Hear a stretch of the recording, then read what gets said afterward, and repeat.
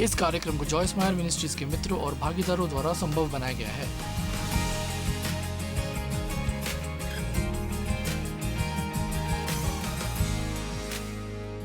ठीक है, अब सुनो। यदि आप परमेश्वर पर भरोसा नहीं करते हैं तो जीवन पेचीदा होगा। परमेश्वर पर भरोसा करना दुनिया की सबसे अद्भुत चीज हो सकती है। इसलिए आज मैं उस भक्ति और उस पुस्तक की वास्तव में अत्यधिक सिफारिश करती हूँ, क्योंकि खैर ये तो बस मेरा मतलब है, डेव का हमेशा से हमारी शादी से पहले से ही उसका परमेश्वर के साथ एक घनिष्ठ रिश्ता था और ये एक अच्छी बात नहीं है। और वो उसके लिए परमेश्वर पर भरोसा करना हमेशा आसान है और मेरे लिए ये मुश्किल रहा है। और मुझे यकीन है कि इसका एक पक्ष है, वो कारण है जिस तरह से मैं बड़ी हुई। और आप जानते हैं, मैं एक छोटी लड़की नहीं थी जिसकी देखभाल करके पिता ने प्यार से पाला हो। अब जानते हैं, कल मैंने किसी को बताया, मैंने कहा वास्तव में कभी किसी ने मेरी देखभाल नहीं की। जब मैं 12-13 की थी तो मैंने काम करना शुरू कर दिया था, क्योंकि कभी अपने पिता से कुछ भी मांगना नहीं चाहती थी, क्योंकि वो कुछ भी करता तो आप पर अधिकार जमाता, आपको परेशान करता। और इसलिए मेरे पास वास्तव में कभी कोई मेरी देखभाल करने वाला नहीं था। आप जानते हैं मैं क्या कह रही हूँ? आप जानते हैं, आधा जीवन ऐसा महसूस करने में बिता देते हैं कि आपको अपनी देखभाल करनी और सब कुछ जाने देना मुश्किल है। और इसलिए डेव के नहीं है, वो एक योद्धा नहीं है, वो चीज़ों का अनुमान लगाने की कोशिश नहीं करता और वो जीवन को सिर्फ एक दिन में एक बार जैसे भी आए लेता है। और वो कोई दवा नहीं लेता, उसके पास कुछ भी गलत नहीं। आपने उन्हें देखा होगा, वो बस 1 महीने में 80 साल के हो जाएंगे।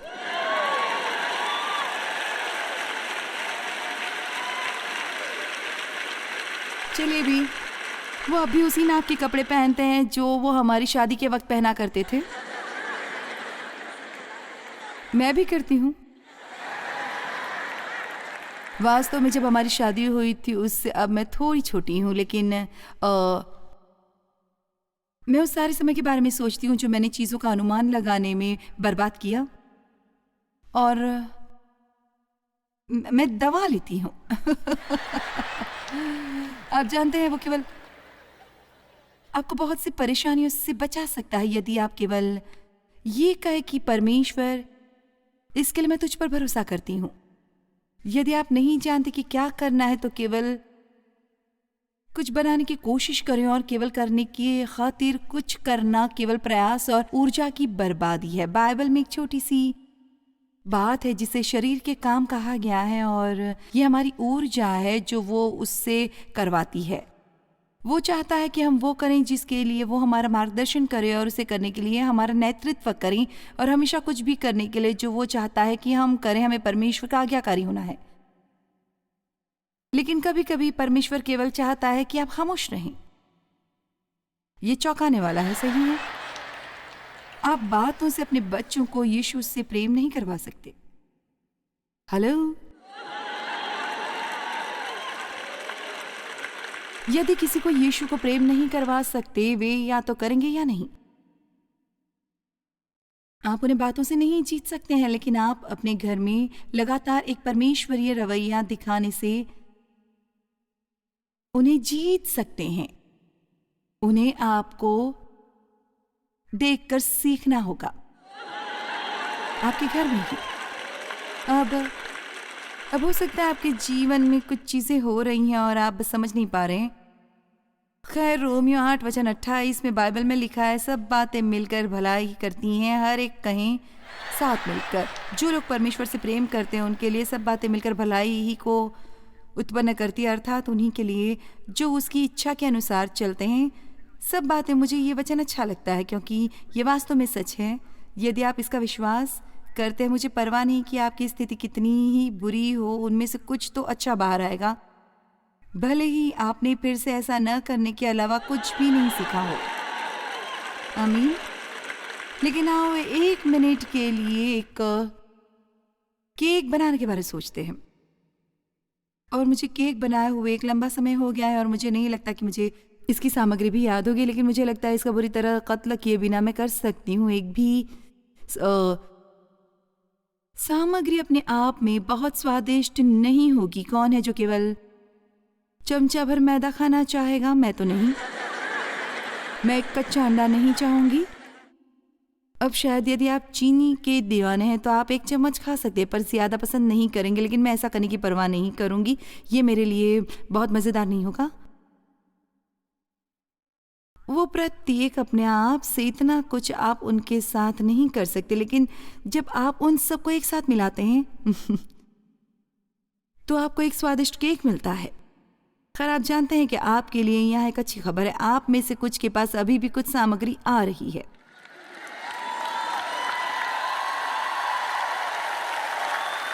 फिलहाल ये सब मिलकर भी अच्छा नहीं हो रहा है, लेकिन ये इसलिए है क्योंकि आप कुछ सामग्री भूल रहे हैं और वे रास्ते में हैं, और अंत में आप कुछ बहुत बढ़िया पाएंगे। आइए भी, अंत में आप कुछ बहुत बढ़िया पाएंगे यदि आप बस शांतिपूर्वक परमेश्वर का इंतज़ार करते हैं। आप जानते हैं, खैर, जब केवल परमेश्वर का इंतज़ार कर रहा हूँ तो मुझे क्या करना चाहिए? खैर, जीवन का आनंद लें, केवल जीवन का आनंद लें।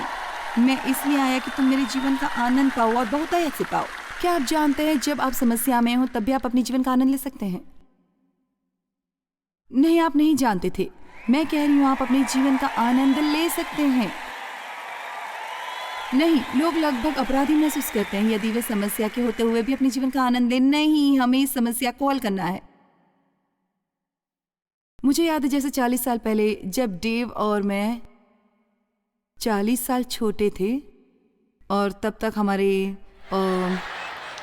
3 छोटे बच्चे थे और ज़्यादातर विवाहित जोड़ों की तरह हमने नहीं किया। हमारे पास गुजारा करने लायक पर्याप्त पैसे थे। मैं बिलों का भुगतान करती थी। आप जानते हैं, बेशक, क्योंकि मैं हर चीज़ की प्रभारी हूँ, और ख़ास तौर पर पैसे। महिलाओं, आप में से कितनी हैं जो पैसों का इंचार्ज होना पसंद करती हैं? आप भी होना चाहेंगी? नहीं, मैं तो टीवी का रिमोट भी अपने पास रखती हूँ, लेकिन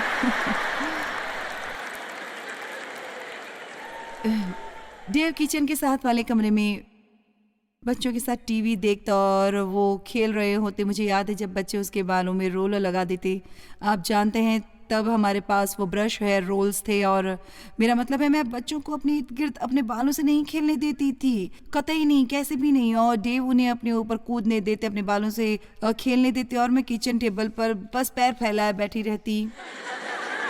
मेरे आसपास सारे बिल होते, मैं हिसाब कर रही होती, इसलिए मैं फिर से कोशिश करती और वहाँ पर्याप्त पैसा नहीं था, और फिर मैं दोबारा कोशिश करती और अभी भी वहाँ पर्याप्त पैसा नहीं था। फिर मैं डेव पर गुस्सा होती क्योंकि हम समस्या में होते हुए भी दूसरे कमरे में हंसते और खेलने का दुस्साहस कैसे कर सकते हैं, ये मैं उन्हें समझाने की कोशिश करती। आइए भी, अब आप समझ ही गए होंगे कि मैं क्या कह रही हूँ। और मैं उससे कहती, तुम एक छोटे बच्चे की तरह व्यवहार करना बंद करो। यहाँ आकर इस बारे में कुछ करो। और वो मुझसे कहता, तुम क्या चाहती हो कि मैं क्या करूं? हमारे पास बिल्स हैं। परमेश्वर हमेशा वफादार है। हम दशमांश देते हैं, हम देते हैं, हम वो करते हैं जो परमेश्वर हमें करने को कहता है। परमेश्वर इसे संभाल लेंगे। तुम क्यों नहीं अनुमान लगाने की कोशिश करना छोड़कर यहाँ आकर शाम का मजा लो? बिल्कुल भी नहीं। तुम मुझे किसी चीज का मजा लेने से बिल्कुल भी मजबूर नहीं कर सकते। हमारे पास एक समस्या है।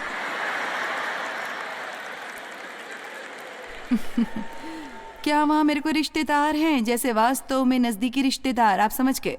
हमें कोई एक समस्या है और हम यहाँ बैठे हुए परेशान होते हैं और समस्या को हल करने की कोशिश करते हैं। इस घर में जीवन है, आनंद नहीं है, और हमें आनंद लेना है। ओह मेरे खुदा, मैं बहुत चिंतित थी, हर समय तनाव में। यह आश्चर्य है कि मैं अभी भी जिंदा हूँ। मेरी सास ने मुझसे पहली बाइबल देते हुए कहा था कि तुम एक बाइबल को पढ़ोगी और अपने जीवन का आनंद लेने के बारे में सोचोगी। बहुत ही भविष्य सूचक। मुझे लगता है भजन संहिता 37 वचन 5, अपने मार्ग की चिंता यहोवा पर छोड़ और उस पर भरोसा कर। वही पूरा करेगा। ये हम सब के लिए एक बहुत बढ़िया वचन है। तर्क करने का फल क्या होता है? अब आप समझे कि मैं ये सिर्फ एक डमी होने और ना ही कभी कुछ अनुमान न लगाने की कोशिश करने की बात कर रही हूँ, लेकिन मैं बात कर रही हूँ कि आगे जाकर आप अंत में निराश और भ्रमित हों। कभी कभी आप जितना ज्यादा किसी चीज के बारे में सोचते हैं, उतनी ही ज्यादा आप दुविधा में पड़ते हैं। आप में से कितनों को पता है मैं किस बारे में बात कर रही हूँ? तब आप उसके बारे में थोड़ा और सोचते हैं, खैर नहीं, मुझे लगता है कि मैं कुछ करूँगा। और फिर आप किसी दूसरे को बुलाते हैं जो ये नहीं जानते कि स्वयं जीवन कैसे चलाना है। आप उनसे पूछते हैं कि वो क्या सोचते हैं, आपको क्या करना है। ये भी दोहरी मानसिकता आपको दुखी बनाती है। एक निर्णय लो और कुछ करो उसी वक्त। आमीन। आप में से कितने फिलहाल दुविधा में हैं? आपको एक निर्णय लेना है जिसकी आपको जरूरत है और आप बस आगे पीछे कर रहे हैं। खैर, आप जानते हैं आपको क्या करना चाहिए। आपको इसके बारे में प्रार्थना करने की जरूरत है। यदि परमेश्वर आपको कुछ करने को कहे तो वही करें, और यदि वो नहीं करता तो फिर वही करें जो आपको लगता है कि वो करना सही है। और जरा सोचिए, यदि वो सही चीज नहीं है तो आप बहुत जल्द जान जाएंगे कि वो सही नहीं है। यदि हम गलती करते हैं तो वो दुनिया का अंत नहीं है। कभी कभी क्या करना है इसका पता लगाने का एक ही तरीका है कि क्या नहीं करना है इसका पता लगाएं।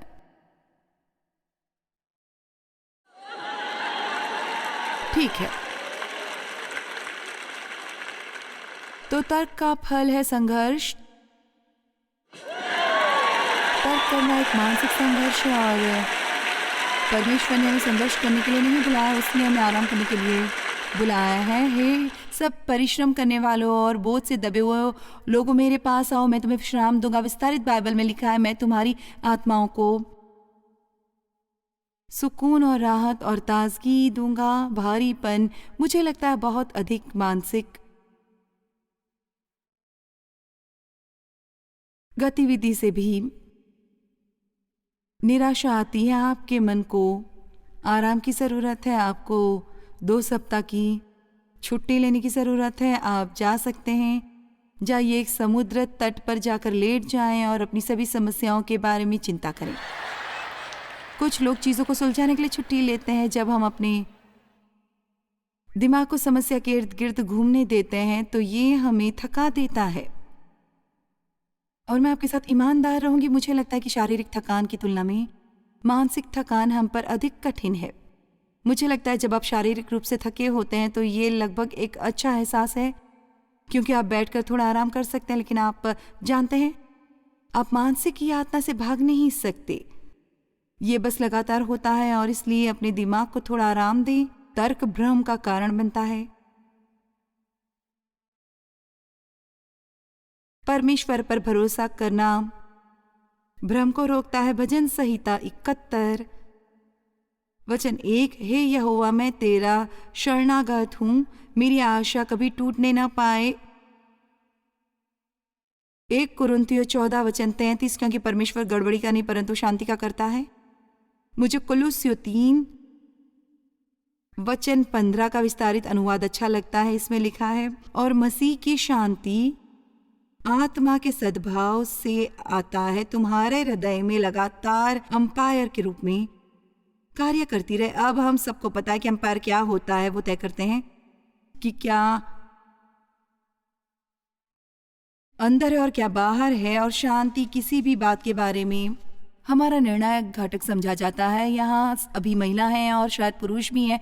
आपकी किसी के साथ शादी हुई है और आपको ये नहीं पता कि आपको हर तरह की समस्या है, लेकिन जब आपने ऐसा किया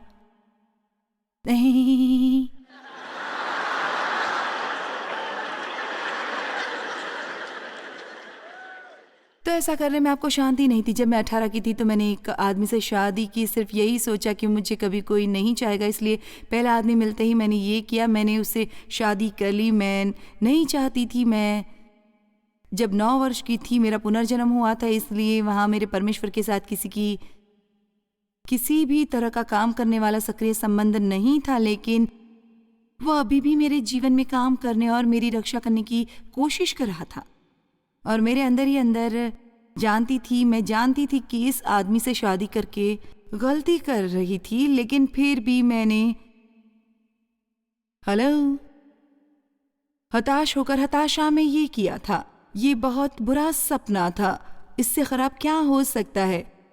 वो एक ठग था, उसने मुझे छोड़ दिया। मैं 18 साल की थी और वो मुझे न्यू मैक्सिको ले गया और मुझे वहाँ छोड़ दिया और एक दोस्त के साथ भाग गया। और मैं यहाँ हूँ 18 साल की और एक शहर में जहाँ मैं किसी को नहीं जानती और मुझे पैसे उधार लेने पड़े एक दोस्त से वापस आने के लिए। एक दोस्त से $75 लिए। एक बार उसने मुझे ऑकलैंड के कैलिफोर्निया में छोड़ दिया था और मैंने इस दोनों जगहों पर वापस जाकर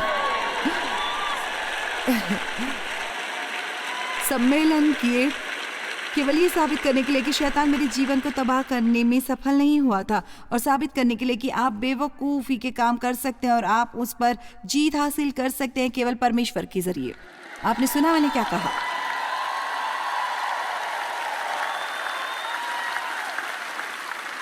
इसलिए यदि आपने अपने जीवन में बहुत सी बेवकूफ़ी के काम किए हैं तो आप केवल ये कह सकते हैं, आज यहाँ इसे छोड़ दें या उन विचारों को छोड़ दें। मैं आपको बताऊंगी कि यदि आप पश्चाताप करते हैं, आप क्षमा किए गए हैं। हालेलुया।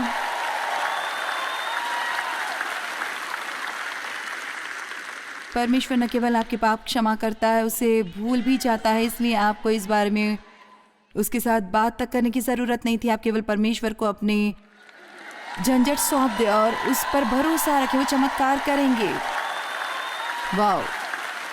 घर में दुर्व्यवहार किए जाने के 18 साल बाद और फिर 5 साल की शादी जो बस एक पागलपन था।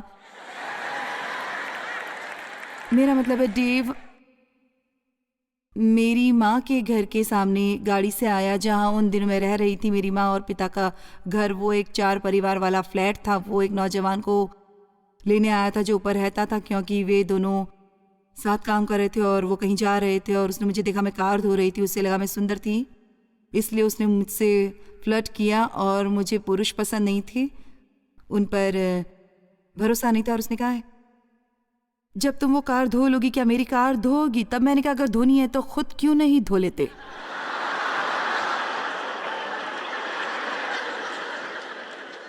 और उसने कहा जो बात उसे लगी कि वही लड़की मेरे लिए थी, इसलिए मैं नहीं। ये परमेश्वर ही था या वो पृथ्वी पर सबसे मूर्ख इंसान होगा।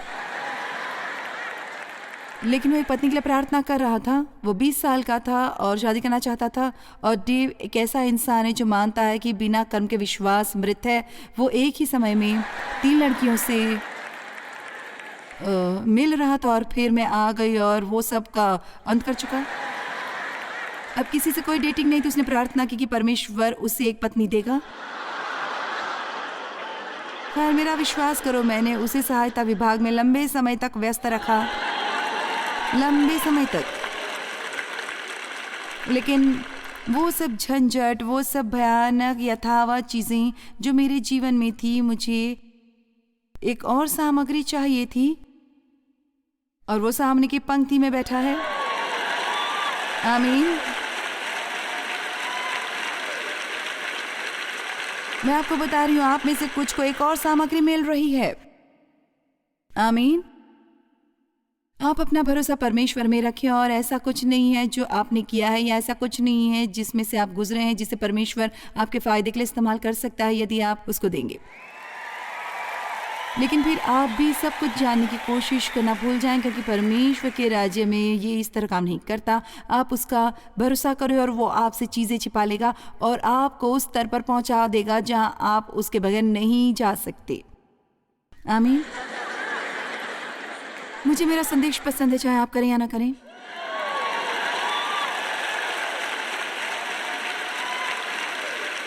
और मसीह की शांति जो एक अंपायर की तरह काम करती है तुम्हारे जीवन में, अंतिम रूप देने के लिए तुम एक देह होकर बुलाए भी गए हो और तुम धन्यवादी प्रशंसक बने रहो। हमेशा परमेश्वर को महिमा देते रहो। मुझे फिलिप्पियों 4 के वचन 6 और 7 अच्छे लगते हैं। किसी भी बात की चिंता मत करो, परंतु हर एक बात में तुम्हारे निवेदन, प्रार्थना और विनती के द्वारा धन्यवाद के साथ परमेश्वर के सम्मुख उपस्थित किए जाएं और परमेश्वर की शांति जो समझ से बिल्कुल परे है। आप में से कितने को अपने जीवन में और अधिक शांति चाहिए? खैर, आपको वो मिलने वाली नहीं है यदि आप अपने कुछ तर्कों को छोड़ते नहीं हैं। आइए भी, क्या यहाँ मेरे कोई मित्र है जो बहुत ज्यादा तर्क करते हैं? आइए भी, मुझे ऐसा नहीं लगना चाहिए कि मैं हवा में उपदेश दे रही हूं। अपने हाथ उठाइए, चलिए भी बताइए मुझे कि आप समझ रहे हैं या नहीं।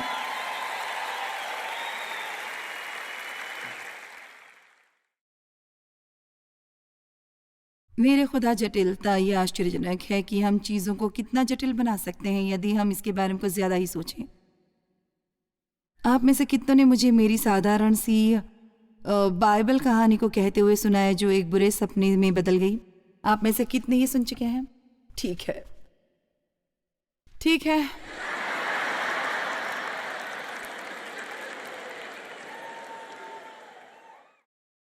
जब हम छोटे थे, जिस चर्च में हम जाते थे, वहाँ एक सोशल ग्रुप का हिस्सा थे। मुझे याद है एक बार रविवार को चर्च के बाद मुझे ये एक बढ़िया विचार आया, हे क्यों नहीं 3 जोड़ों से बातचीत की। अगले रविवार चर्च के बाद आप सब लोग हमारे यहाँ क्यों नहीं आते और हम कुछ हॉट डॉग्स ग्रिल करेंगे, बस कुछ खेल खेलेंगे वहाँ खुले आंगन में, या कुछ भी साथ में मिलने मिलाने वाला काम, ये सब अच्छा रहेगा। तो यहाँ 3 जोड़ों की पार्टी चल रही थी। उसे संभाल सकते थे कुछ हॉट डॉग्स, पोटैटो चिप्स, पोक, बीन्स, ये अच्छा रहेगा। लेकिन मंगलवार तक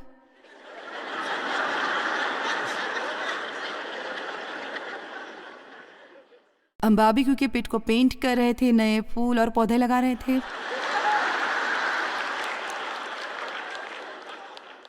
मुझे उन लोगों के बारे में विचार आया जिनकी भावनाओं को हो सकता है चोट पहुंचे यदि उन्हें पता चलेगा कि मैं पार्टी की ओर उन्हें आमंत्रित नहीं करना चाहती थी। और अब हम 10 जोड़ों तक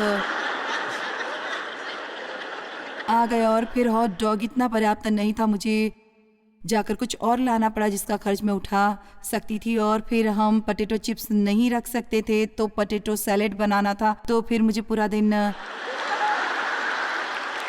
काम करना पड़ा और फिर मैं डेव पर गुस्सा हो गई। आइए भी, हम कितनी बार ऐसा करते हैं। जब तक कि वो मेरे घर तक आते मैं उन लोगों पर गुस्से से पागल हो चुकी थी। मैं उन्हें वहां नहीं चाहती थी। वैसे भी आप क्यों आए? क्योंकि अब जबकि आप अच्छा समय गुजारते हैं, मैं आपकी सेवा करूंगी और दिन भर आपका कचरा साफ करूंगी। अब मैं आपसे पूछती हूँ, वो किसका कसूर था? मेरा मतलब है बेचारा बारबेक्यू शांत था। मेरा मतलब है वो केवल शांति की कमान में बंधा हुआ था, लेकिन मैंने इसे एक बुरे सपने में बदल दिया।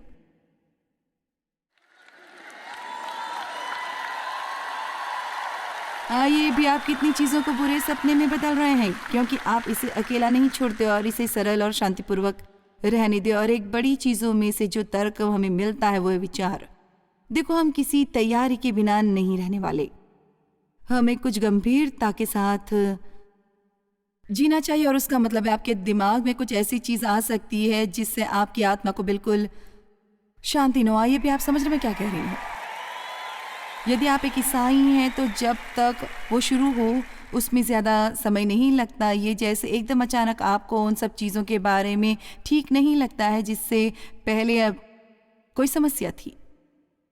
आपने यीशु को स्वीकार किया और आप एकदम अचानक चीज़ें ऐसे हैं जैसे 1 मिनट रुकिए, हमें समझ आना शुरू हो जाता है। हम अब अपनी आत्मा में उन चीज़ों को जानने लगते हैं जो हम अपने दिमाग में नहीं जानते। और एक ईसाई को समझदारी से रहना चाहिए। हम चीज़ों को समझते हैं, हमें चीज़ों का बोध होता है। हम वो नहीं जानते कि कैसे जानते हैं, लेकिन हमें एक संवेदना मिलती है, मुझे वो करना चाहिए या मुझे वो नहीं करना चाहिए। माइक की पत्नी उन लड़कियों में से है जो हमारे साथ यात्रा करती है। वो मुझे बता रही थी कि हाल ही में वो एक यात्रा पर थी और उसने अपने पति से कहा, मुझे ऐसा लगता है कि हमें तुम्हारी कार के लिए प्रार्थना करनी चाहिए। और उसकी कार घर में गैरेज में थी और उसने हाल ही में उसे बताया था वो थोड़ी ठीक नहीं लग रही।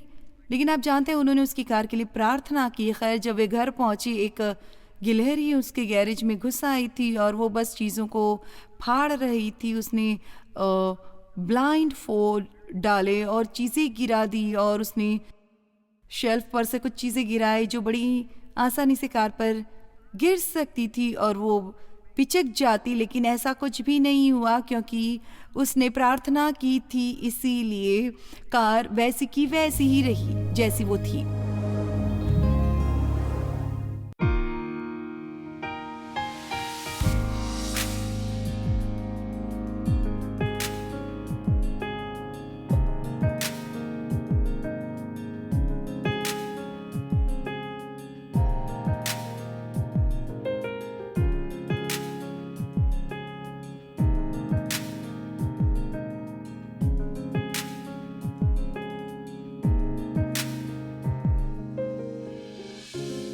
इस कार्यक्रम को जॉयस मायर मिनिस्ट्रीज के मित्रों और भागीदारों द्वारा संभव बनाया गया है।